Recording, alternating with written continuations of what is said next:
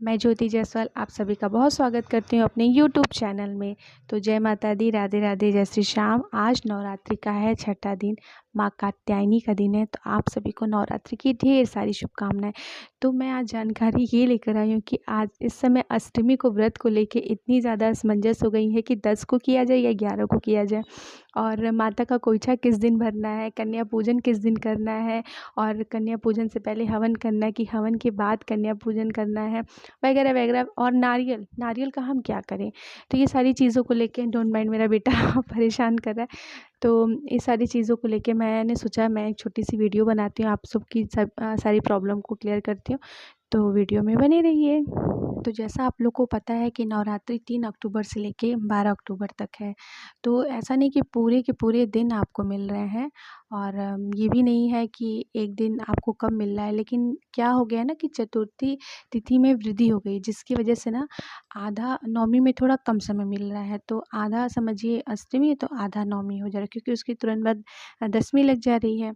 तो जिसकी वजह से लोग काफ़ी कंफ्यूज हैं कि अष्टमी में व्रत करें या फिर नवमी में व्रत करें। तो देखिए, आप अगर चाहते हैं तो आप अष्टमी वाले दिन भी व्रत कर सकते हैं, क्योंकि जो व्रत उनके लिए थोड़ी परेशानियां हैं जो 2 दिन का व्रत रहते हैं, जैसे कि चढ़ती और उतरती। तो सभी लोग जानते हैं कि जिस दिन व्रत रहते हैं पहला, उसी के ठीक जस्ट 8वें दिन ही अष्टमी का व्रत रखा जाता है। लेकिन जिसकी वजह से चतुर्थी तिथि में वृद्धि होने की वजह से ये अष्टमी का जो हम लोगों का है आधा नवमी में चला जा रहा है, यानी कि आपको नवमी थोड़ा कम मिल रहा है। तो कितने लोग 10 को भी व्रत रहेंगे, कितने लोग 11 को भी रहेंगे। हमारे घर में खुद ही सारे लोग कन्फ्यूज़्ड हैं कि 11 को रहना है या 10 को रहना है। तो देखिए, अगर आप रह सकते हैं तो आप 10 को रह सकते हैं, यानी कि अष्टमी वाले दिन आप 10 को व्रत रख सकते हैं। लेकिन आपने ना जो भी आप अष्टमी में, जैसे कि माता का कोइछा भरना हुआ या नारियल फोड़ना हुआ या कोई भी पूजा विधि, कन्या पूजन, चाहे कुछ भी हो, आपको सारी चीज़ें 11 अक्टूबर को यानी कि नवमी वाले दिन ही आपको करना है। आप व्रत रख सकते हैं अष्टमी वाले दिन, लेकिन अगर आपको माता का कोइछा भरना है, श्रृंगार का सामान करना है, जो भी चीज़ें हैं वो सारी चीज़ें आपको 11 अक्टूबर को ही करनी है। तो आप देख लीजिएगा अपने हिसाब से कितने लोग 10 को भी रह रहे हैं, 11 को भी रह रहे हैं। तो देखिए, आपके आसपास ज़्यादा होता नहीं है कि आसपास के लोग भी कहते हैं नहीं इस दिन ऐसे रहता है। तो जो देख लीजिएगा आप लोग, अगर लगेगा कि कुछ लोग 11 को रह रहे हैं, ज़्यादा से ज़्यादा लोग, तो आप 11 को रह लीजिएगा, कोई परेशानी नहीं है। लेकिन आप 10 को भी व्रत रख सकते हैं। तो आई आई होप ये क्लियर हो जाएगा कि अष्टमी में व्रत कब रहे हैं, 10 या 11 को। तो देखिए, दूसरा क्वेश्चन ये है कि नारियल का क्या किया जाए। तो देखिए, अष्टमी वाले दिन मैंने क्या बोला कि अगर आप अष्टमी का व्रत 10 को रह रहे हैं तो आप कुछ भी नहीं करेंगे। उस दिन जितना पूजा पाठ है वो नवमी वाले दिन ही करेंगे। यहाँ तक कि आपका कलश हिलाना भी अगर आप नवमी वाले दिन ही कर सकते हैं, पूजा पाठ का कुछ भी आपका है तो आप नारियल, आपको क्या करना है, बहुत सारे लोग नारियल को विसर्जन कर देते हैं, या बहुत कुछ लोग नारियल को फोड़ के जो कन्या पूजन में जो कन्याएं आती हैं उनको दे देते हैं भोग में। तो सारी चीज़ें सही हैं, बट आप नारियल अपने किसी भी घर के बड़ों से अपने आंचल में ऐसे ले लीजिएगा, और किसी भी दिन आप उस दिन भी फोड़ के पूरे परिवार एक साथ खा सकता है, या किसी और भी दिन खा सकता है, तो कोई इसमें परेशानी नहीं है। तो आप नारियल अपने आंचल में ले सकती हैं और फोड़ के किसी भी दिन खा सकती हैं। तो अब बात कर लेते हैं माता का कोइछा कैसे भरना है।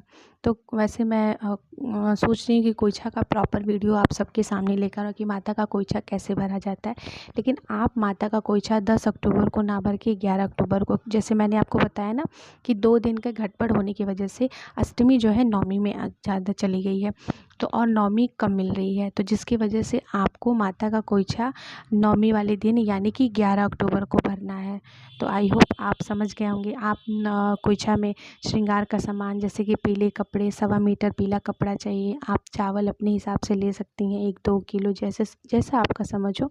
उसको हल्दी से थोड़ा सा कलर वगैरह करके, और दूर्बा, सुपारी और श्रृंगार का सामान, फल फूल जो भी आप कर सकती हैं वो करके माता का कोइछा भर सकती हैं।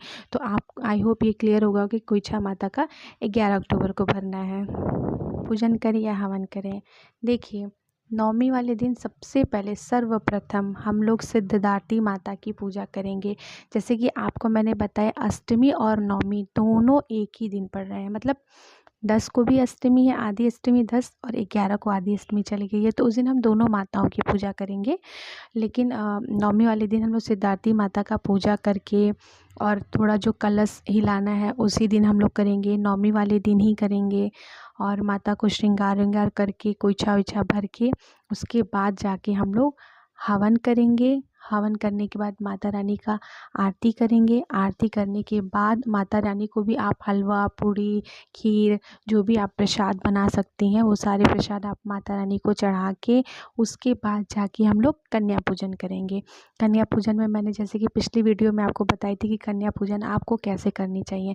सारी माताओं को बुला के आइए माता, उनके फिर पैर वैर धुल के साफ़ करके आलता वगैरह लगा के फिर उनको थोड़ा तिलक लगा के अक्षत लगा के चुनरी ओढ़ाइए। अच्छे से उन्हें हलवा पूड़ी चना खीर जो आपके सहमति में हो वो आप बना के उनको खिलाइए। उसके बाद उनका अच्छे से आशीर्वाद लीजिए, जाते समय जयकारा लगवाइए, उनके पाँव को छूइए और कहिए माता रानी हम सब पर कृपा करें। तो बस ये करने के बाद फिर माता रानी आपकी पूजा ज़रूर स्वीकार करेंगी और सच्चे दिल से एक बार माता रानी का जयकारा लगा दीजिएगा।